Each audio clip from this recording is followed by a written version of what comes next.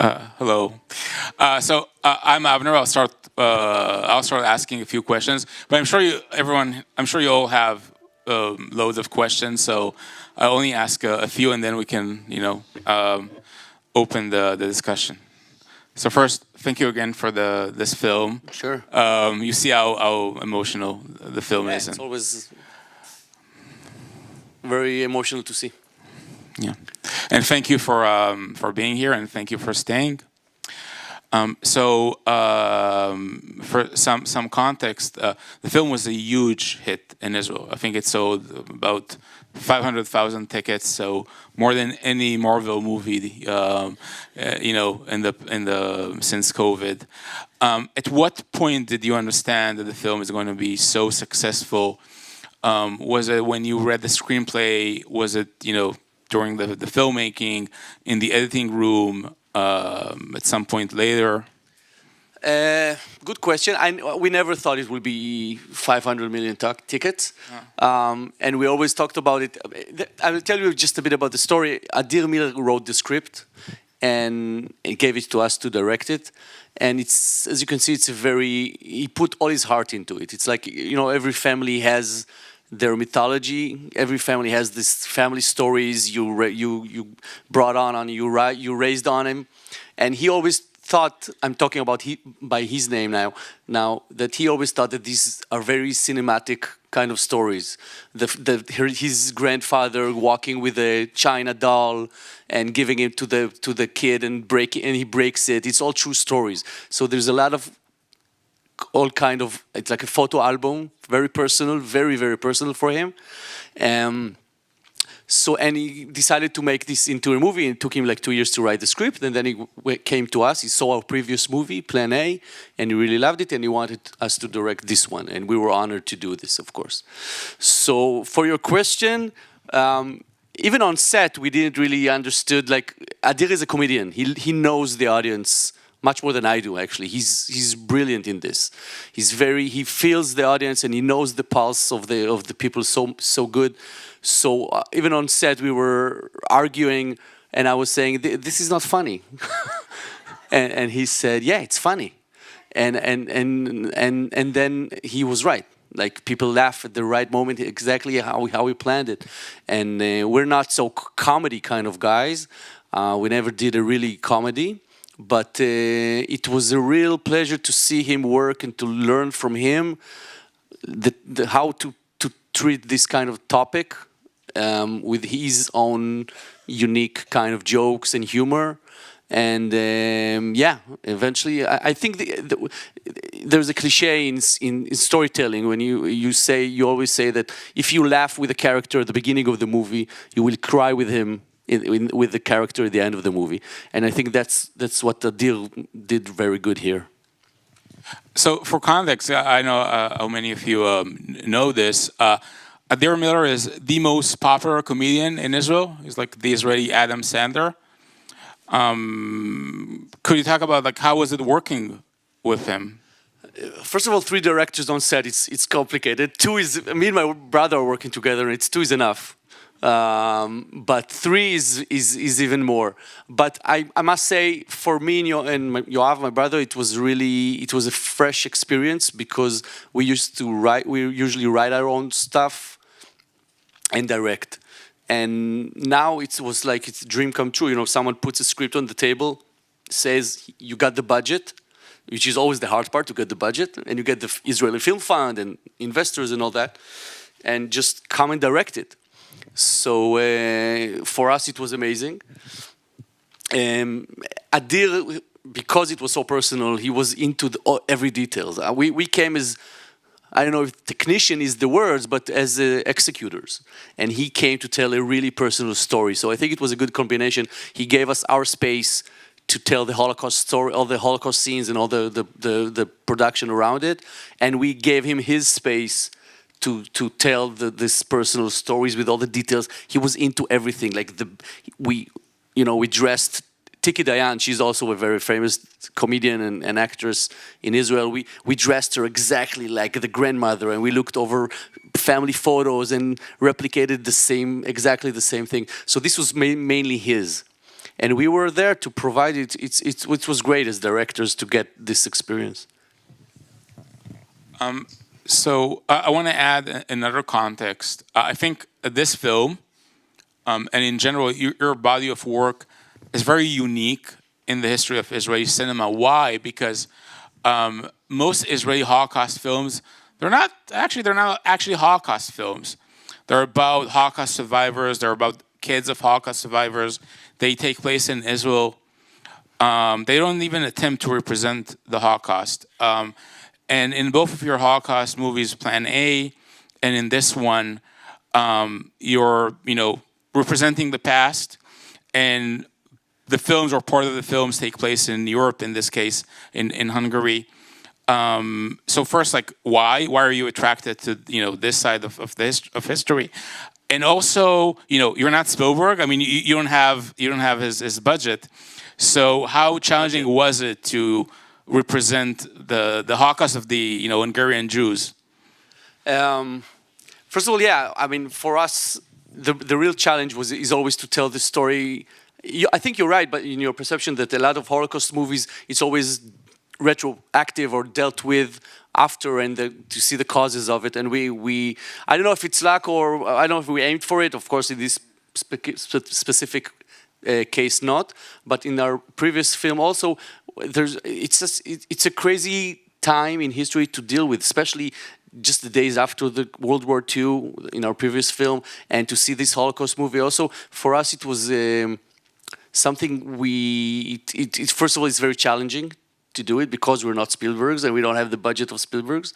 So we need to find the right technique. You get a script, and we read this script for the first time, and we said, wow, this is a beautiful script. There's so much heart into it. And we were so happy. And then the next day you wake up in the morning and you say, okay, now I need to execute it. And I need to see how I'm going to make this through with an average Israeli budget, which is not the Hollywood budget, of course. But we managed to do it. We shot in this film we shot in Budapest. Just for example, the first scene you saw with all the trains and the dogs and all the soldiers, it was crazy. Like, you wake up and you come to set, and you, as a Jew, when you go into the set and you just feel it, you see the trains and you see people waving from the windows and all that. And then we replicated the scene when she's shot in the Danube, and we shot it exactly.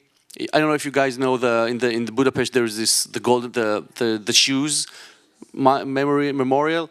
So we shot there, just a few meters away, and this was crazy to think about it. Just we had the scene, and we have the soldiers and the firing squad, and I'm directing, and you're very busy, and then you look around and you see like 200 Japanese tourists taking photos, and then what was really shocking to think about is that this is what happened in this city. People were walking to work and taking their kids to school, and 50 meters from them daily. And this is just a small fire squad. This is one person. There were tens of them, one by one, eventually thousands and tens of thousands, just shot into the Danube. And it's while the city goes on, and it was crazy. It was mind blowing to think about. I'll just ask two quick questions.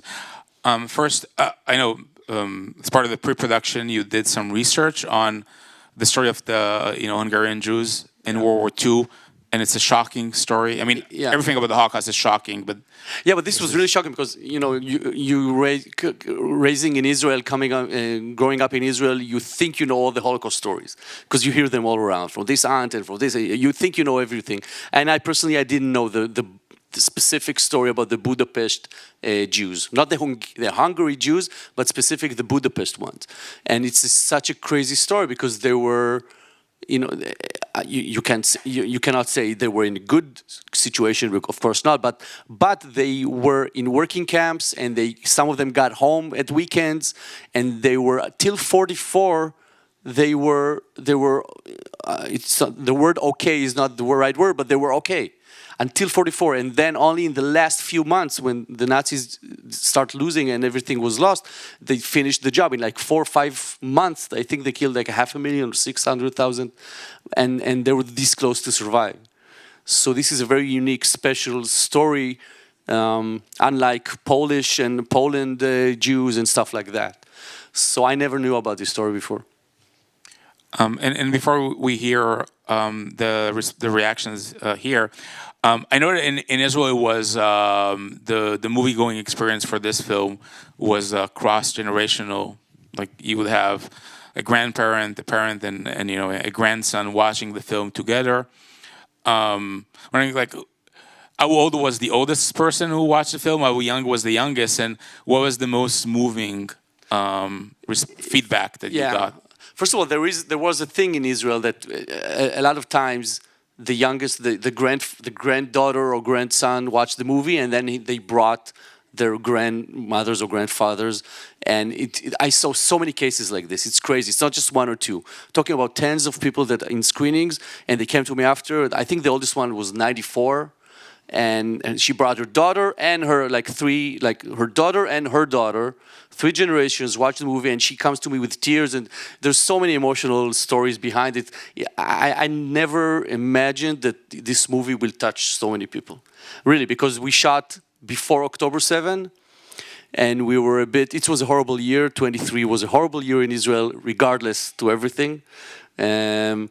And we were very cynical, and you're doing a movie, you're not really thinking about anti-Semitism, and you're not like today. It's crazy how the world changed in a year and a half, but we were, there is anti-Semitism, there is all this, but you read the script and you're executing it, and you're not stopping to think about it. But of course, after October 7, it's got a major twist. Well, there are 2 cops outside, so I think we have like a fresh reminder. Right. Yes, please. And we do have a mic, so wait for the mic. Okay, I hope I can get through this. I'm a child of Holocaust survivors. In fact, I'm a Sabra. I was born in Israel, came here when I was 6 years old. And I have grown up. My mother, like everyone else, didn't talk about it for 20 years, but I went to Hebrew school, and I've lived my life. I'm 73, learning about the Holocaust, reading, seeing every movie. And my mother was in the Warsaw Ghetto. She was from Warsaw. Mm-hmm. She was in Majdanek. She spent 2.5 years in Auschwitz. She was on the Death March. She was in Ravensbrück and Ostaglob when she was liberated by the Russians. And having this as a background, my father was Swiss prison and labor camp. Having this as a background, I have to tell you that I can't believe how moved I was by this story and how hard it was not to cry. I did cry, but not to completely lose it. And I want to thank you for making it. I think it's an important film. I wish that everyone could see it. And thank you. Thank you for making it. Thank you. I hope you laughed too and not just cried. Sorry, there's a question here. Yeah. Pass this down.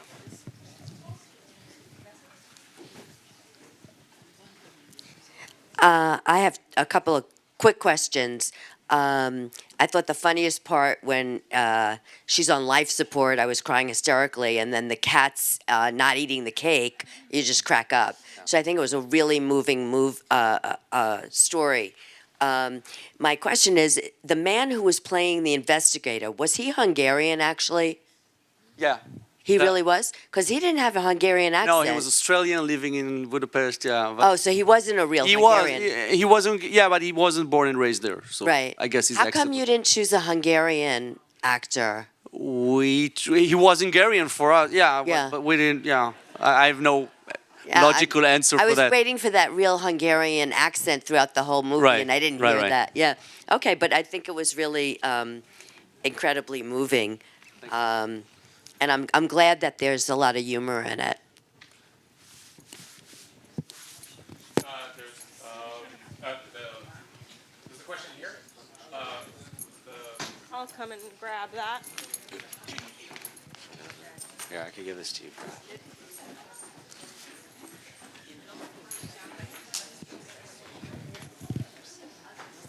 Thank you. thank you so much for this film. It was incredibly moving and, yes, funny in places. Here's my question. The issue between the father and the daughter, the accepting of the daughter, was obviously, just from a plot point of view, a real tension that had to be resolved through the arc of the story. Right. This is not biographical. That's what I was wondering, because it also played into the issue of how they got the ring back, because she identified with the young woman who was in the Hungarian family. Right. And I wonder how much of that translated into the actual story. No, this is fiction. This is total fiction. We stretch you always, for drama, we're not historians. We're storytellers. We always take the core, which is real, of course. It's based on a true story. The story with the ring is true, and Adir's grandmother was saved by that. But then you want to tell a story, and you need to keep 2 hours of tension. You need to add some fiction stuff, of course. So you're stretching it a bit, because that's the rules of drama. So I didn't do it. Adir added the lesbian daughter, him being addicted to gambling. This is not biographical too, of course. But there's always a thin line between documentary, telling the true story, and telling a scripted story. Can I just add some context that the actress that plays his daughter's partner, it's her first time on camera. She's a judoka, and she's actually an Olympic medalist. Oh, right. Also true, yeah. We have a question up here. First of all, thank you so much for the movie.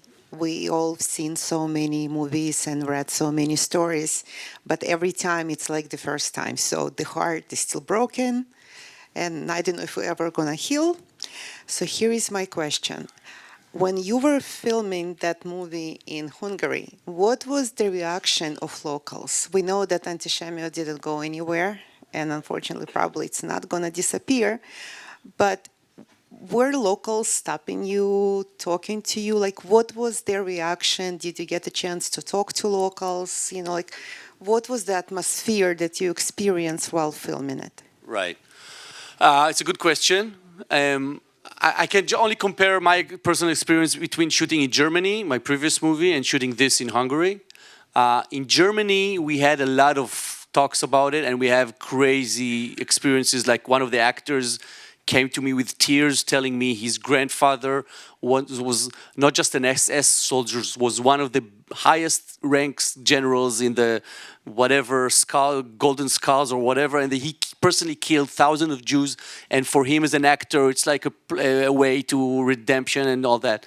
So in Germany we had lots of talking about it, a lot of coincidence like this.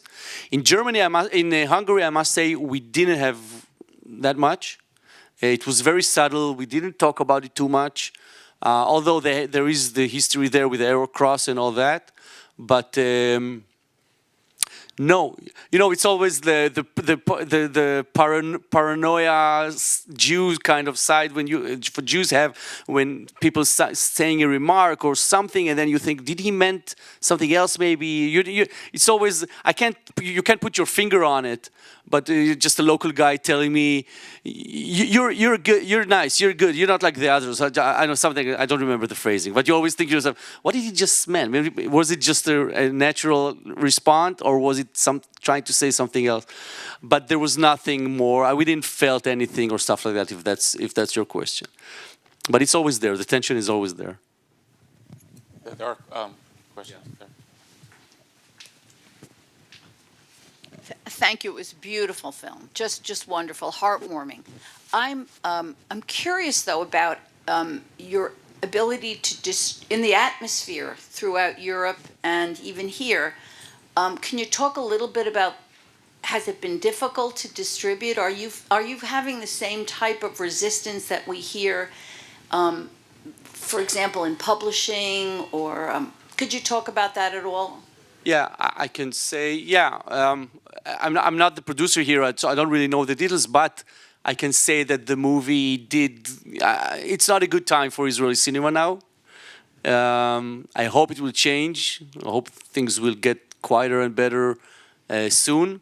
But for now, the movie is spreading mostly in Jewish festivals, Israeli festivals, and stuff like that. It's not going as well as it went in Israel abroad. And I think everybody, it's across the board. I think it's a very complicated time for Israeli culture and stuff like that. Let's hope it will change soon. I have an idea how we can change things, but that's me. Wait, what is the idea? I'll tell you later. No, you have to say. Let's not go into politics. I don't know. Give us okay. That's what I thought. That's what I figured. But okay, there was a question, and maybe this would be the last question. Okay, so yeah, here and then the last question over there. No, I just first of all, thank you very much. We have a microphone going to the person behind you. Somebody behind you that's before. Sorry about that. I think last year, Adir Miller and the grandma and his mother were invited to the UN for the Holocaust Day. Right, the beginning of the year. And what a woman. She spoke for 45 minutes. And I remember her saying, I looked for a man with kind eyes, just like in the movie. Right. 45 minutes. At the end, there wasn't one person that didn't clap the hand. Diplomats and visitors, they were all. She's an amazing She was so woman. impressive. Yeah. So, my question is she still alive? Yeah, she's still alive. Actually, her husband, Adir's father, passed away like 3-4 months ago, I think. She's alive and kicking, and she's still going around in schools doing lectures, and she's amazing. And the most funny part was she's very funny, by the way. And when she went on set, we met, of course, with Tiki Dayan, the actresses, and they were really funny together. I think we have time for one last question here. But there was also maybe we can have two, or are you sure? Okay, 2 more questions. Yeah. Yeah. So go ahead. You started it already. Okay. Here you go. No, I just wanted. Thank you very much. I came all the way from Staten Island. It's not a big deal. Oh. But what I meant, yes, it took 2 hours. What I meant, I probably in Staten Island, in Brooklyn, for sure, there are a lot of Jews who would be more delighted to see the movie, and then how come it's only here, only one movie? Then is it possible to make it more available? I guess it will be on some kind of streaming in the near future. I don't really know what's the plans for it. Streaming is perfect, but generally I believe it's a very good idea when we sit together and look at each other. First of all, you're right. Watching clap. a movie together with the energy of people is so different than seeing it in your own living room. Yes. Yeah, then that's true. If Maybe we could do an Israeli festival there. Maybe we should open. Absolutely. Yeah, Yes. you should do it. I will try my best. Thank you very much again. Thank you. Hi. Mine is not a question, but a comment. I just wanted to say that I thought it was a very good touch, considering that you, filmmakers, never actually lived in Europe or in Russia, like countries where there was real anti-Semitism. And so that the episode I'm talking about is when they are in the cemetery looking for the grave, and they're asking, the father is asking these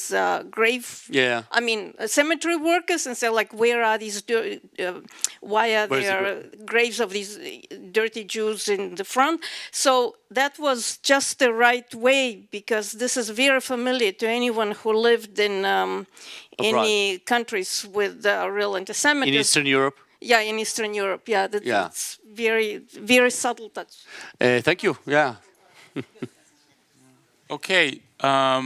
So I've been doing this, for many years. This has been one of the most emotional Q&As. This has been one of the most emotional Q&As I've moderated. Can I just end with two very quick questions? Sure. One is, I'm wondering if the film will be screened in Hungary, because I know they don't like talking about what they did in the Holocaust. And two, you and your brother and yourself, you just did 2 Holocaust movies do you see yourself doing another one in the next 50 years? No. That's for the second question. No, I'm kidding. I mean, if something comes along, but a previous one's called Plan A. It's about Jewish revenge. True story too. I must say that it's heavy stuff dealing with it. Especially Plan A. This was a short experience, like 2 years of my life, but Plan A was like almost 10 years of my life on and off. So when you talk to the people, to the original people who was there and all that, yeah. So I prefer not to. I prefer horror films or fantasy films and stuff like that.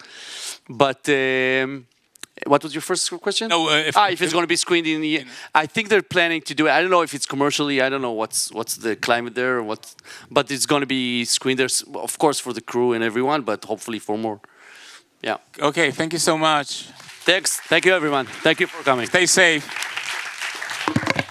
course, I have to say something to you. First of all, I am Annette. Really, as I say, I can't even stress enough.